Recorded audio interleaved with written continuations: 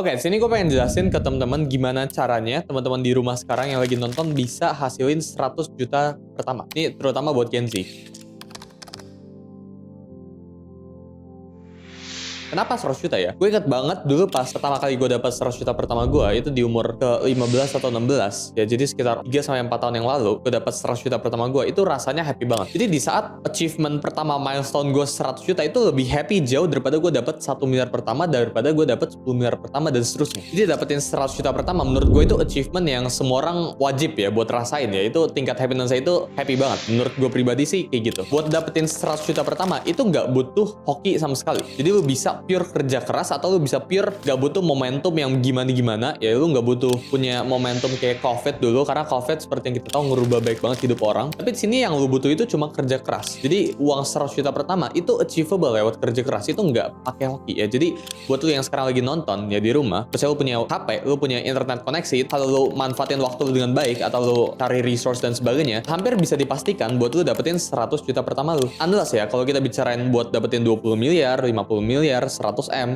1T, mungkin itu emang ada sedikit lucknya. Uang itu emang kayak gitu ya. Uang itu ya awal-awalnya, misal kita bicarain dapetin 10 juta, tabungan 10 juta, tabungan 50 juta, tabungan 100 juta, itu mungkin masih achievable lewat kerja keras. Tapi di saat udah diminish nih, kita bicara M atau triliunan, unsur hokinya udah makin banyak. Jadi kalau misal lu dapetin 100 juta, itu mungkin bisa 100% kerja keras. Tapi kalau misal lu dapetin 50M atau 100M, mungkin itu kerja keras faktornya jadi cuma 20%, 30%. 70% itu based on momentum sama luck. Ini gue ada discuss separated ya di video selanjutnya, tapi menurut gue kayak gitu ya. Buat hasilin 100 juta pertama, menurut gue itu lu nggak butuh uang untuk menghasilkan uang. Itu buat pertama ya. Jadi jangan salah kaprah, denger di luar sana ya, buat menghasilkan 100 juta pertama itu harus dapetin modal dulu. Apakah dengan lu dapetin modal menjamin lu bisa lebih cepet buat jalan ke 100 juta pertama? Iya. Tapi apakah dari 0 ke 100 juta pertama itu achievable tanpa modal? Bisa guys jawabannya. Jadi menurut gue hilangin dulu mental blocknya buat cari 100 juta pertama. Itu lu harus dapet uang dulu atau lu harus dimodalin dulu sama siapa, sama temen lu atau sama orang tua lu. Di sini gue udah siapin framework ya, gimana caranya teman-teman ini bisa hasilin 100 juta pertama ya di rumah, online atau apapun itu ya. Ini mau kalian di industri apapun, gue bisa bantu teman-teman buat achieve 100 juta pertama. Ini gue udah breakdown ke total 4 cara yang bakalan gue sharing ke teman-teman. Jadi langsung aja kita mulai ya. Pertama, tekan pengeluaran. Apapun pengeluaran yang lu punya, misal lu sekarang dikasih duit jajan sama orang tua, tabung. Jadi lu dapat duit di mana, tabung. Belajar buat jangan konsumtif, belajar buat jangan boros dulu. Duit lu itu belum nyampe 100 juta, udah belum nyampe level di mana lu harus boros. Gue dulu pas pertama kali dapat 100 juta, buat perjalanan ke sana itu susahnya minta ampun. Kenapa? Karena gue spending terus. Duit gue belum 100 juta pada saat itu. Gue udah beli HP baru, iPhone pas itu iPhone XR ya. Gue pengen banget gue beli ya. Gue udah beli laptop baru dan sebagainya. Jadi itu menghambat proses gue buat mencapai 100 juta pertama. Unless lu emang bener-bener butuh. Misal HP lu rusak, atau nggak misal lu butuh buat kamera, atau lu butuh buat beli app design dan sebagainya, itu oke ya. Belajar buat punya spending yang produktif, bukan spending yang konsumtif. Pengeluaran itu nggak apa-apa selama itu produktif. Misal lu sekarang kerjain bisnis A, terus lu butuh beli software ya, lu butuh beli desain atau apapun itu ya lu beli aja. Tapi lu jangan beli something yang nggak upgrade atau nggak ningkatin ROI dari bisnis lu. Contohnya ya, misal lu punya duit sekarang 10 juta, mendingan 10 juta ini lu tabung daripada lu pakai, misal lu sekarang punya HP iPhone 13, lu beli iPhone 15. Padahal itu nggak ada bedanya, jelas lu bisa tahu gitu. Jadi pelajarannya yang pertama itu belajar buat tekan pengeluaran dulu. Kalau lu ada pengeluaran, jadi bisa dapat uang jajan dari orang tua, belajar buat tabung dulu. Itu dari pertama. Nah pertanyaannya kan nggak semua teman-teman sini kan punya penghasilan. Mungkin lu dapat duit jajan dari orang tua, atau mungkin yang nggak ada 100%. Jadi buat yang nggak ada penghasilan, ini kita masuk ke yang nomor 2. Pick your specific niche. Jadi niche itu kategori. Spesifik itu bener-bener lu tembak beneran sampai dalam. Kita bicarain tentang segitiga. Lu harus pilih kategori atau lu harus pilih bidang yang bener-bener niche banget. Ya contoh ya, gue kemarin ada ke satu universitas, gue jadi pembicara di sana. Terus ada satu orang tanyain ya, gimana caranya Gen Z itu bisa hasilin 10 juta pertama atau berapapun. Jawaban gue itu selalu sama ya. Lu harus pilih specific niche. Misal ya, gue kemarin dikasih contoh pedal. Pedal itu luas sekali. Gimana cara manfaatin, gimana cara dapat duit dari pedal ini, kan topiknya kan pedal kan. Gue kemarin bilang simple banget. Ya misal lu bisnis pedal ya. Pertama, lu bisa jadi content creator. Jadi lu jadi influencer pedal, ya lu ajarin cara orang main pedal itu kayak gimana. Itu bisa dari situ. Terus lu buka kelas cara main pedal. Itu bisa pertama dari situ. Atau enggak kan kedua, pedal kan ada stick ya kan. Lu bisa jualan stick ya, lu bisa affiliate sticknya, itu bisa. Atau enggak ketiga, lu buat meet and greet ya, main sama followers lu itu pengen main sama lu ya. Misal jualan lapangan, itu bisa juga ya, lu affiliate lapangan. Jadi optionnya tuh luas sekali, tapi lu harus pilih spesifik niche-nya. Jadi ada baik banget ways to make money on pedal. Nah ini kan lu pilih salah satu. Jadi lu jangan terlalu mencar.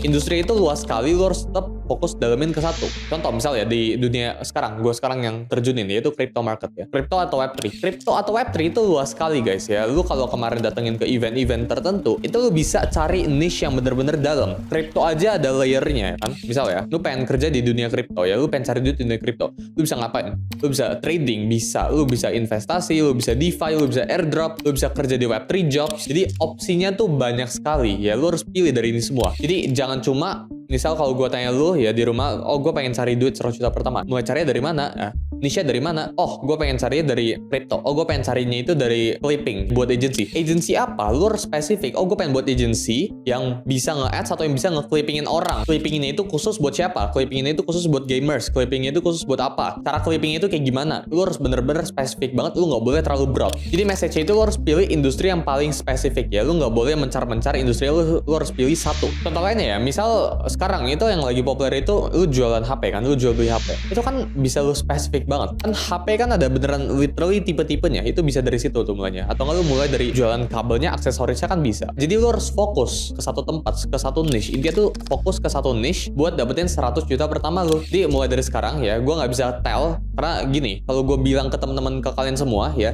gimana niche yang terbaik itu yang apa? Misal di sini gue bilang niche A yang terbaik. Nanti semua orang bakal lari ke niche A. Terus ya ini nggak bakalan jadi saturated market lagi. Ini nggak bakalan jadi blue ocean market lagi. Jadi yang pertama itu tekan pengeluaran. Jadi belajar buat press pengeluaran kalian, apapun pengeluarannya lu dapat dari uang jajan itu tekan. Kedua itu kalau lu pengen dapetin 100 juta pertama, industri apa yang lu pilih itu harus spesifik banget. Gak boleh terlalu broad, gak boleh terlalu luas. Belajar buat persempit opsi lu ya, belajar buat jangan terlalu luas industrinya, jangan pengen keruk semuanya, tapi belajar keruknya sesuatu aja. Jadi lu cari duitnya itu dari satu line aja, jangan banyak-banyak karena eventually nggak bakal ada yang work kok. Jadi lu harus fokus ke satu specific niche aja. Oke, setelah kalian punya penghasilan ya lu pilih specific niche, terus ya lu tekan pengeluaran lu, jadi sekarang lu udah punya cash, duitnya simpen di bank dan sebagainya.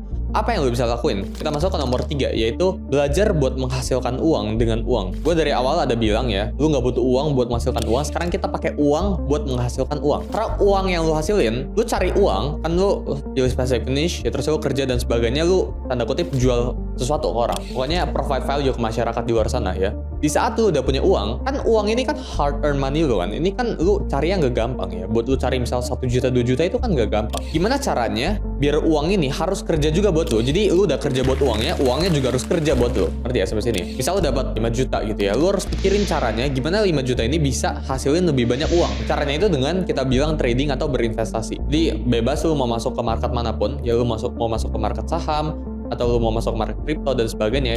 Yang gue saranin sini, never lose money ya. Jadi jangan sampai 5 jutanya ini lu resikokan buat dapat uang yang lebih jauh luar biasa lebih banyak. Kenapa? Karena di saat lu meresikokan uang ini, misal 5 juta ini turun jadi setengah ya, ini risk of drawdown ya namanya dalam investasi ya. Jadi kalau turun setengah itu buat gain back ke atas butuh 2 kali lipat. Jadi menurut gue nggak perlu besar-besar untungnya. Jadi untung paling besar tetap harus dari yang nomor 2 itu ya. Lu cari duit dari specific niche lu. Terusnya investasi ini buat tambah-tambah. Yang penting uangnya itu nggak diem. Gue bilang kalau misal lo investasi ke saham, mungkin investasi ke blue chip stocks ya, atau ke banking stocks itu bisa. Atau misal ke crypto ya ke Bitcoin aja, sesimpel itu ya. Jadi jangan aneh-aneh masuk ke altcoins ya, ke sesuatu yang lo nggak mengerti. Unless lo punya teman yang jago banget di crypto, yang ngerti banget di investasi, tapi itu unlikely biasanya. Tapi kalau misal lo punya, ya lo tanya ke mereka ya, altcoins apa yang bagus dan sebagainya. Tapi menurut gua cukup dengan return 10 atau 15% atau bahkan 20% is already good. Misal kita bicarain Bitcoin aja, itu udah ARR ya, CAGR-nya, compound annual growth rate-nya itu 30-40%. Jadi menurut gue cukup uang yang kalian punya sekarang itu di compound. Jadi kalau kalian tarik dari awal nih stepnya, pertama lu harus pilih niche, beneran niche-nya. Lu jago di bidang apa? Misal lu suka main game, lu suka main Mobile Legends. Lu suka main Mobile Legends. Mobile Legends tuh cara monetize-nya banyak loh. Pertama bisa jadi content creator, lu bisa buka toko ya, lu jualan diamond ya, itu kan bisa kan. Jual beli akunnya itu bisa. Meski gue nggak dalam nih di Mobile Legends ya. Keempat, misal lu buka tutorial PDF cara main hero A, hero B itu bisa. Jadi banyak banget cara mainnya. Lu tinggal pilih salah satunya, jadi jangan rebut empat-empatnya. Lu pilih salah satunya, terus cari atensi, become the best di specific niche itu. Jadi misal lu udah tekunin, misal lu pengen pakai hero A di Mobile Legends ini. Lu paling jago di hero itu, terus lu buatin tutorialnya, terus ya lu bisa sell something atau enggak lu affiliatein sesuatu, itu simpel kan. atau lu buka toko lu jualan Diamond Emerald-nya itu bisa. Baik banget guys ya, bener-bener baik banget caranya, tapi yang penting lu harus pilih satu doang. Pilih yang satu yang lu paling jago dan sekarang lu udah lagi kerjain, atau lu udah kerjain 10 tahun. Pokoknya lu udah kerjain ini lama banget. Jangan gara-gara lu FOMO ngeliat orang sukses gara-gara misal kita bilangnya di luar sana kan rame ya online dropshipping ya, menurut gue itu bullshit. Jadi misal ada orang di luar sana sukses dengan online dropshipping di Indonesia, ya lu jangan gara-gara ngeliat dia sukses lu jadi ikutan ya. Lu awalnya udah fokus di niche A, terus lu jadi ikutan ke niche B dan sebagainya. Yang keempat itu compound. Apapun yang lu lagi kerjain sekarang itu lu kerjain aja secara terus-menerus. Jadi lu tinggal compound apa yang lu lakuin, karena compounding itu takes time ya. Ini gue udah jelasin di salah satu IG Reels gue ya, jadi buat kalian yang penasaran bisa langsung cek ke IG gue. Tapi intinya dari keempat itu empat ini guys. Kalau lu notice ini semua, intinya tuh lu harus jual sesuatu ke orang atau lu harus provide value. Misal lu dapetin 100 juta pertama lu dari video editing ya. Ini gue dulu ngedit video nih.